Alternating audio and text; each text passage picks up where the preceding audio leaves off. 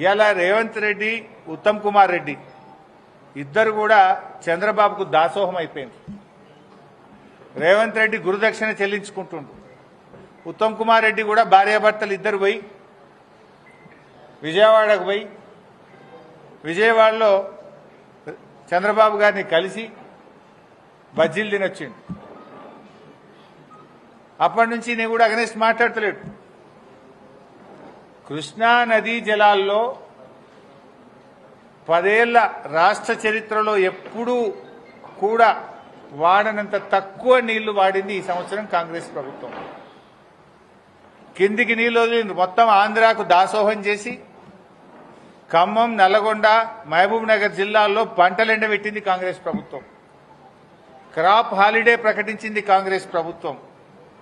ఈ సంవత్సరం మనకు తాత్కాలిక కేటాయింపుల ప్రకారం ఇచ్చిన నీళ్ల కంటే 65 టీఎంసీల నీళ్లు తక్కువగా వాడిన చేతగాని దద్దమ్మ ప్రభుత్వం కాంగ్రెస్ ప్రభుత్వం.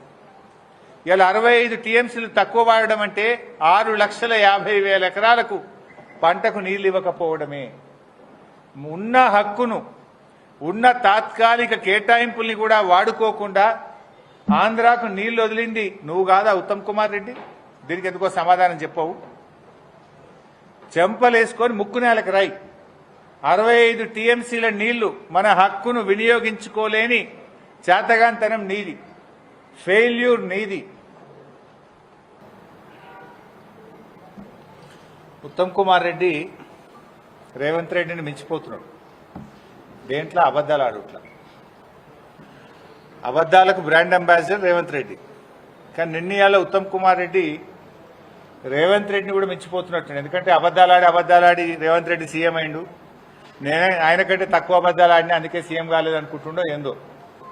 నేను రేవంత్ రెడ్డిని మించిన అబద్దాలు ఆడతా అనుకుంటుండే ఈ మధ్యలో ఉత్తమ్ కుమార్ రెడ్డి.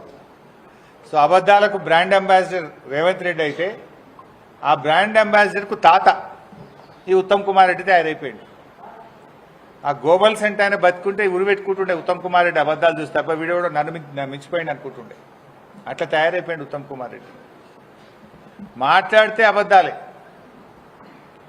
ఇవాళ కూడా మాట్లాడుతూ రాయలసీమ లిఫ్ట్ ఇరిగేషన్ గురించి మాట్లాడుతున్నాడు. రాయలసీమ లిఫ్ట్ ఇరిగేషన్ పనులను గ్రీన్ ట్రిబ్యునల్ ద్వారా స్టే తెచ్చి పనులు ఆపిందే బీఆర్ఎస్ ప్రభుత్వము. రాయలసీమ ఎత్తిపోతల పథకాన్ని అపెక్స్ కమిటీ ఎజెండాలో పెట్టాలని అపెక్స్ కౌన్సిల్లో ఆ ఎజెండాలో పెట్టించి కేసీఆర్ గారు స్వయంగా రాయలసీమ ఎత్తిపోతల పథకం అక్రమ ప్రాజెక్టు, దీన్ని నిలిపివేయాలని అపెక్స్ కౌన్సిల్లో గొంతెత్తి ప్రశ్నించిందే కేసీఆర్. ఇవాళ రేవంత్ రెడ్డి, ఉత్తమ్ కుమార్ రెడ్డి ఇద్దరు కూడా చంద్రబాబుకు దాసోహం అయిపోయింది. రేవంత్ రెడ్డి గురుదక్షిణ చెల్లించుకుంటుండు. ఉత్తమ్ కుమార్ రెడ్డి కూడా భార్యాభర్తలు ఇద్దరు పోయి విజయవాడకు పోయి విజయవాడలో చంద్రబాబు గారిని కలిసి బజ్జీలు తినొచ్చిండు. అప్పటి నుంచి నేను కూడా అగనెస్ట్ మాట్లాడతలేడు. కృష్ణా నదీ జలాల్లో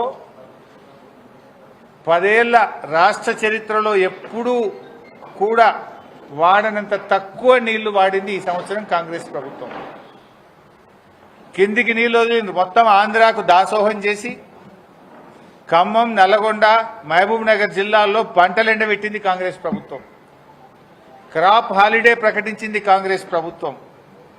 ఈ సంవత్సరం మనకు తాత్కాలిక కేటాయింపుల ప్రకారం ఇచ్చిన నీళ్ల కంటే 65 టీఎంసీల నీళ్లు తక్కువగా వాడిన చేతగాని దద్దమ్మ ప్రభుత్వం కాంగ్రెస్ ప్రభుత్వం. ఇలా 65 టీఎంసీలు తక్కువ వాడడం అంటే 6,50,000 ఎకరాలకు పంటకు నీళ్లు ఇవ్వకపోవడమే. ఉన్న హక్కును, ఉన్న తాత్కాలిక కేటాయింపుల్ని కూడా వాడుకోకుండా ఆంధ్రాకు నీళ్లు వదిలింది నువ్వు కాదా ఉత్తమ్ కుమార్ రెడ్డి? దీనికి ఎందుకో సమాధానం చెప్పవు. చెంపలేసుకొని ముక్కు నేలకు రాయి. 65 టీఎంసీల నీళ్లు మన హక్కును వినియోగించుకోలేని చేతగాంతనం నీది, ఫెయిల్యూర్ నీది. ఇవాళ గోదావరి బనకచెర్ల ప్రాజెక్టు మీద నిన్న ప్రెస్ వాళ్ళు అడిగితే మన ఉత్తమ్ కుమార్ రెడ్డి అంటుండే ఇంకా ప్రిపేర్ కాలే. వెనకట కేసీఆర్ గారు అసెంబ్లీలో ప్రజెంటేషన్ ఇచ్చిండు. అసెంబ్లీలో ప్రజెంటేషన్ ఇస్తే ఉత్తమ్ కుమార్ రెడ్డి లేచి అరే మేము ప్రిపేర్ అయ్యి రాలేదు అంటాడు. ఏది అసెంబ్లీలో మాట్లాడమంటే మైక్ ఇస్తే స్పీకర్ గారు నేను ప్రిపేర్ అయ్యి రాలేదని లేచిపోయింది ఆ రోజు అసెంబ్లీలోకి. నిన్న ఉత్తమ్ కుమార్ రెడ్డి గారిని గోదావరి బంకచెర్ల మీద ఏమైతుంది అంటే ఇంకా నేను స్టడీ చేయలేదు, స్టడీ చేసి మాట్లాడుతా అంటాడు. నువ్వు నీటిపారుదల శాఖ మంత్రివా ఏంటిది నువ్వు?